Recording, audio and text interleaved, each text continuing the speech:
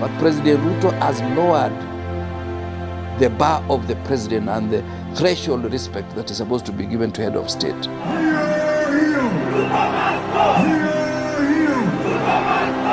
You see people saying Ruto must go at Nyayo Stadium.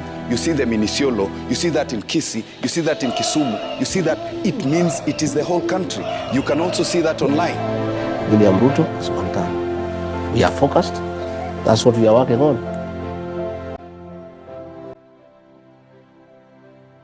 President William Ruto has been a subject of a number of unflattering nicknames, including Kaongo, a Kikuyu word meaning liar. If you talk to many Kenyans, 3/4 would argue that he is the worst president in Kenya's history. But is Ruto headed for a one-term presidency? And will his grip on power become the shortest in Kenya's history? Despite staunch opposition from his impeached deputy, Rigathi Gachagua, who is currently rallying Kenya's largest ethnic group, the Kikuyu, with his newly launched Democracy for the Citizens Party, DCP, and endorsing former Cabinet Secretary Fred Matiang'i for the 2027 presidential bid, President Ruto has quietly built a strong case for re-election in 2027. I, William Samoei Ruto. When Ruto assumed office, the Kenyan shilling was teetering on the edge, trading at nearly 120 shillings to the dollar. Today it's stabilized, trading at around 129 to 129.50 Kenyan shillings against the dollar for over 9 months. This is a significant feat considering the shilling's reputation for volatility. Now, this stability can be attributed to 2 factors: disciplined policies by the Central Bank of Kenya and steady inflows of remittances from Kenyans in the diaspora. Remittances, a crucial source of foreign exchange, were on a decline since 2021, but have shown signs of recovery, increasing by 1.5% in July compared to the previous month, signaling confidence in the economy. 我很高兴同鲁托总统先生再次会面。 Your Excellency, Kenya-China relations, a relationship deeply rooted in a historic, resilient, and all-weather friendship. There are some people who were pushing to have a delegation from Parliament to go to Taiwan. That would have been a provocative action. Ruto has positioned himself as a champion of African causes on the global stage. He's promoting a single currency system for African countries, fostering closer ties with China and criticizing US involvement in Taiwan, which he asserts is China's legal territory. In essence, he's gradually steering Kenya away from neocolonialism, a stance that resonates with many Africans. In some respects, he is even more progressive than Ibrahim Traore of Burkina Faso.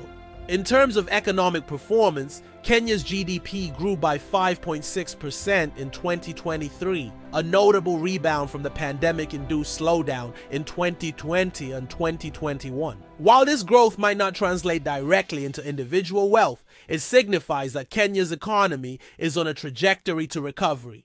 Projections for 2024 are also positive, with the World Bank forecasting a 4.5% growth rate.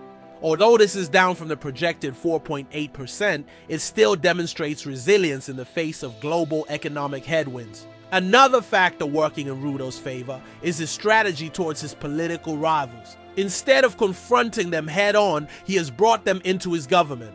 Raila Odinga, his main opponent in the 2022 election, is now in his cabinet, and his leading opposition party, the ODM, is represented in parliament. By co-opting the opposition, he has diffused potential threats and defanged what could have been formidable challenges. He has also demonstrated magnanimity by dropping charges against his deputy, Rigathi Gachagua, despite their falling out. By withdrawing the impeachment motion, Ruto has effectively neutralized a major threat to his leadership. He's also reaching out to other opposition leaders, a tactic that could further weaken the opposition's ranks and bolster his support base. Moreover, Ruto has made significant strides in infrastructure development. Projects like the 60,000-seat capacity Talanta Sports City Stadium in Nairobi are not just about building infrastructure. They're about creating jobs and providing tangible legacies for his administration. When completed in December 2025, the stadium will position Kenya as a continental sports hub.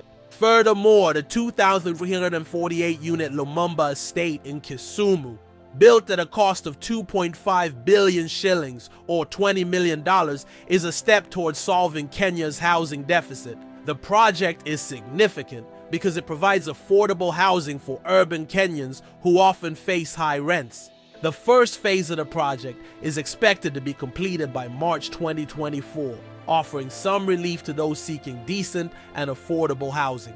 To finance the housing project, Kenya secured a $160 million loan from the US, a clear indication of growing confidence in Kenya's economy and its potential for growth. Ruto's government is moving to address the issue of nondescript dams that have plagued Kenya in the past by establishing a Desert Drought Resilience and Sustainability Project Fund. This initiative aims to invest 10 billion shillings or $83 million in small dams across the country to address water and food security challenges. Every critic of William Ruto is comparing him with Daniel Arap Moi. But I want to tell you what Mombi has taught me, Baba, and you have also taught me, is not to hold grudges. Huyu rais atarudi 2027. It will be more than 70%. In conclusion, Ruto's strategy for the 2027 election is multifaceted. He's focusing on economic recovery, infrastructure development, regional leadership, and strategic political alliances. His opponents face the challenge of negating a leader who has demonstrated both political astuteness and an ability to deliver on key issues. With less than 3 years to the election, Ruto has laid a solid foundation for his re-election bid.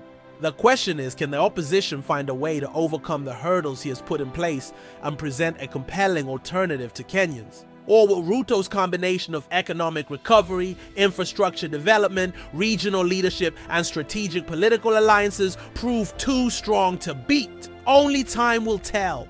What do you think of Ruto's performance so far? Will he be re-elected in 2027? Let me know in the comments below. See you in the next video.